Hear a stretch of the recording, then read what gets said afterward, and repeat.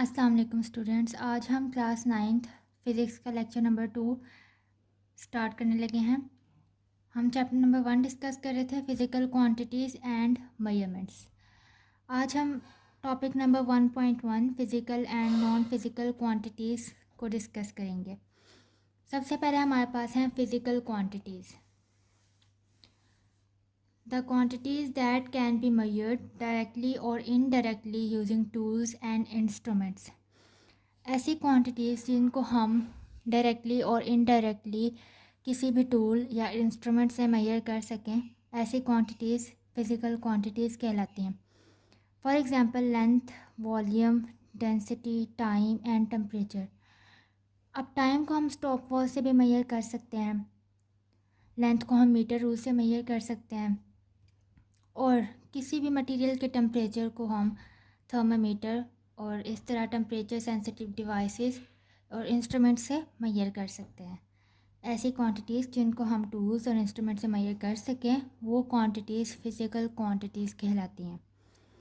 अब इसमें एक और शॉर्ट क्वेश्चन बन सकता है, वो है what is the foundation of physics based on.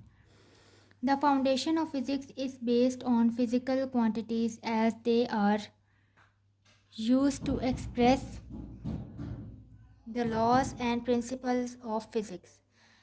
Physics की जो फाउंडेशन है वो फ़िज़िकल क्वांटिटीज़ पर बेस करती है, क्योंकि फ़िज़िकल क्वांटिटीज़ लॉज और प्रिंसिपल्स जो हैं उनको एक्सप्रेस करते हैं। अब ये कैसे एक्सप्रेस करती हैं फ़िज़िकल क्वांटिटीज़? ये लॉज को एक मैथमेटिकल फॉर्म देती हैं। फॉर एग्ज़ाम्पल हमारे पास है law of motion. Law of motion को हम कैसे एक्सप्रेस करते हैं? F is equals to M A. F यहाँ पर हमारे पास फोर्स है और एम यहाँ पर मास है और ए जो है वो एक्सेलरेशन है। ठीक है, तो यहाँ पर ये एक मैथमेटिकल एक्सप्रेशन है लॉ ऑफ मोशन का। Physical quantities law of motion को एक मैथमेटिकल फॉर्म दे रही है। ठीक है, बिल्कुल इसी तरह एक लॉ ऑफ ग्रेविटेशन होता है, उसका जो मैथमेटिकल एक्सप्रेशन है वो weight is equals to mass multiply by acceleration gravity, या हम उसे ग्रेविटी एक्सेलरेशन भी कहते हैं। ठीक है, इस तरह मैथमेटिकल फॉर्म देने से फिज़िकल क्वांटिटीज़ लॉज और प्रिंसिपल्स ऑफ फिज़िक्स को एक्सप्रेस करते हैं। नेक्स्ट हमारे पास जो अगली डेफिनेशन है वो नॉन फिज़िकल क्वांटिटीज़ की है। नॉन फिज़िकल क्वांटिटीज़ क्या होती हैं? The quantities that can not be measured using tools और instruments and often depend on perception और इंटरप्रिटेशन। परसेप्शन क्या होता है? हमारे इर्द गिर्द का जो माहौल है उसको हम अपनी आँखों से, कानों से सेंस करते हैं। किसी भी चीज़ को सेंस करने को परसेप्शन कहा जाता है। जैसे अब काले बादल आसमान पर हैं, हम उनको देखते हैं, हमारी आंखें उनको देखती हैं, तो ये एक परसेप्शन है। इंटरप्रिटेशन क्या होता है कि जब हम चीज़ों को सेंस करें और हमारा जो दिमाग है वो उन चीज़ों को अंडरस्टैंड करे और उनका एक मीनिंग हमारे माइंड में क्रिएट हो, तो उसको हम इंटरप्रिटेशन कहते हैं। जैसे फॉर एग्ज़ाम्पल अब हमने काले बादलों को आसमान पर देखा है, ये परसेप्शन हो गया। अब हमारा दिमाग जो है वो इस चीज़ को अंडरस्टैंड कर रहा है और हमें एक सिग्नल दे रहा है कि बहुत जल्द बारिश होने वाली है, तो ये क्या होगा? इंटरप्रिटेशन होगा। For example love, affection, fair, wisdom and beauty, ये सब परसेप्शन और इंटरप्रिटेशन में चीज़ें आती हैं।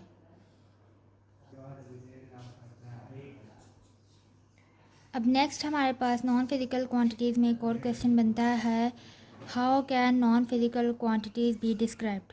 हम नॉन फिज़िकल क्वांटिटीज़ को कैसे डिस्क्राइब कर सकते हैं? अब नॉन फिज़िकल क्वांटिटीज़ में हमारे पास एक और शॉर्ट क्वेश्चन बन सकता है, how can non physical quantities be described. Non physical quantities can be described qualitatively compared using pre determined criteria और एनालाइज थ्रू सर्वे टेक्निक्स।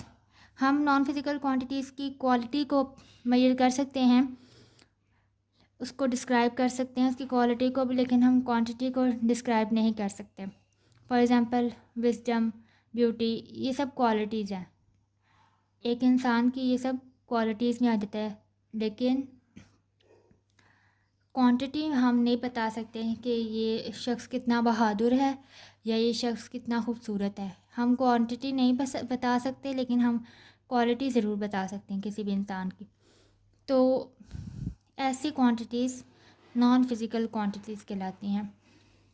उम्मीद है आपको आज का लेक्चर समझ आ गया होगा। कल हम लेक्चर नंबर 3 स्टार्ट करेंगे, 1.2 टॉपिक। अल्लाह हाफिज़।